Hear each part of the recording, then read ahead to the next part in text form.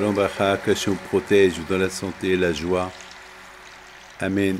Vous savez, on a lu ces dernières semaines la sortie de l'Égypte.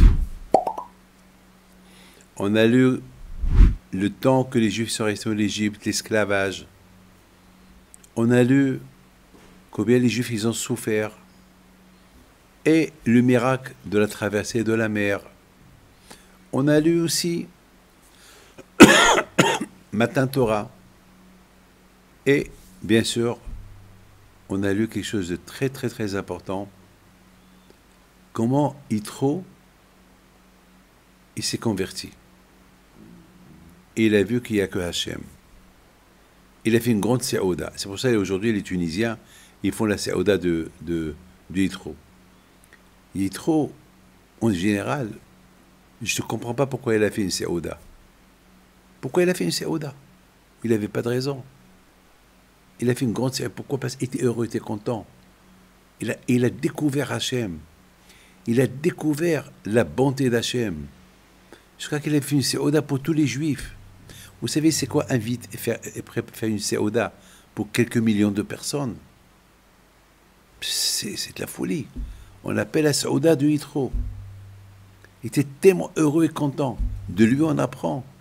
Si lui, il a découvert Hachem, il a fait une Seouda de remerciement à Hachem qu'il a découvert pour tout le monde, combien nous, on doit faire des Seoudot chaque jour pour la bonté de Hakadosh qu'il fait avec nous. Alors, je voudrais vous raconter une petite histoire qu'elle est belle.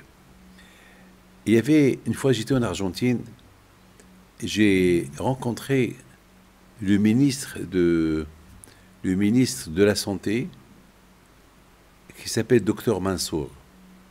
Il m'a raconté que lorsqu'il était jeune, il est venu à Buenos Aires pour faire ses études, pour être docteur. Il cherchait un appartement, une chambre. Il a trouvé une chambre chez une femme, une juive. Il leur a loué une chambre chez elle à la maison. Ils étaient deux. Ils étaient deux copains. Et chaque mois, il payait son loyer. La juive, elle voit deux étudiants, toujours elle s'occuper d'eux, elle les invite, elle leur donne à manger. C'est une femme, c'est une juive qui n'est pas religieuse du tout. Elle fait ni Pessah, ni Shabbat, ni rien du tout. Elle fait, mais c'est une juive. Il a une petite mezouza, comme tous les juifs qui ont une mezouza comme souvenir. Elle sait qu'elle est juive, mais pas plus. Pas plus. Bon, c'est une femme rescapée de la Shoah. Ses parents ils sont venus de la Shoah. Elle était seule. Bon, voilà. Et quelques années plus tard, Dr Mansour, ça y est, pour Hachem, il a grandi, il est devenu docteur. Alors là, il veut quitter la femme juive, l'appartement. Alors il vient, il apporte un bouquet de fleurs, il remercie la femme qui les a reçues quelques années. Et cette femme juive, elle a commencé à pleurer. Elle a dit, vous allez me manquer. Je me suis habitué avec vous. Alors, tenez-moi au courant un peu, écrivez-moi. Le docteur Mansour, il lui dit, madame, aujourd'hui, on voudrait vous faire un plaisir. On voit que vous êtes seule, vous êtes vieille, et votre maison, elle est dans un état, dans un balagan chez vous à la maison. On voudrait bien faire un peu désordre, un peu de l'ordre chez vous à la maison. On veut laver un peu les murs, jeter tous ces papiers, toutes ces bouteilles vides. Elle a dit, oh là là, si vous faites ça, je suis vieille, je peux rien faire. Allez. Et voilà, elle s'assoit, elle leur donne des ordres. Et ils ont commencé à vider, à jeter des cartons, jeter chaque chose, les bouteilles vides, des vieilleries. Et à un moment donné, sur l'armoire, il y avait là-bas une boîte. Ils ont demandé à madame, est-ce qu'on peut enlever cette boîte? Oui, enlevez-la, je ne sais pas ce qu'il y a là-bas.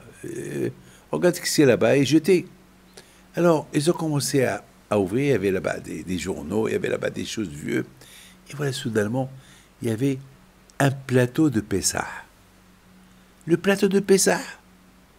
Le plateau où on met là-bas un œuf, la harosette, l'eau salée et le zéroa.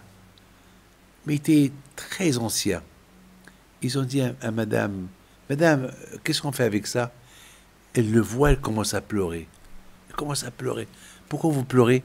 Ah, ça me rappelle ma mère, elle a porté ça avec elle de la Pologne. Ça, on l'utilisait ça à Pessah. Ah bon? Et c'est quoi ça? Elle a commencé à leur expliquer, mais elle-même, elle se rappelle plus. Et c'est quoi Pessah?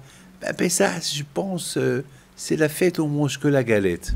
Et quand c'est Pessah, je ne sais pas. Comme ça, elle répond. Docteur Mansour, qu'est-ce qu'il fait? Il appelle le consistoire. Il appelle le consistoire de Buenos Aires, le Beit Din. Il appelle et il demande, c'est quand Pessah? Alors, celui qui a répondu, vous rigolez, vous me moquez, mais Pessah, c'est ce soir. Ce soir. Et qu'est-ce qu'on fait à Pessah? Alors, ils répondent, mais vous vous moquez. Mais Pessah, c'est la galette, on cacherise de la maison. Alors, tout de suite, ils ont dit à la femme, Madame, vous avez de la chance. Ce soir, c'est votre fête. Ce soir, c'est Pessah. Bon, la maison, voilà, on l'a cachérisée, on a tout jeté. Maintenant, il vous manque la galette. Vous vous rendez compte? Qui a réveillé la conscience de cette femme juive? Un goy. Un non-juif. Regardez, cette femme juive, elle a fait du bien à des non-juifs.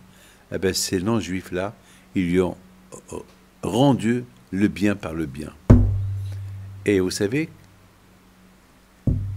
lorsqu'elle est morte, cette femme, au lieu qu'elle soit enterrée ou brûlée parce qu'elle n'avait pas de famille, eh bien, c'est Docteur Mansour qui l'a enterrée dans un cimetière juif. Tu fais le bien, Akash Baruch Hu, il te le récompense par le bien. Que le bon Dieu protège et vous donne la santé et la joie. Amen.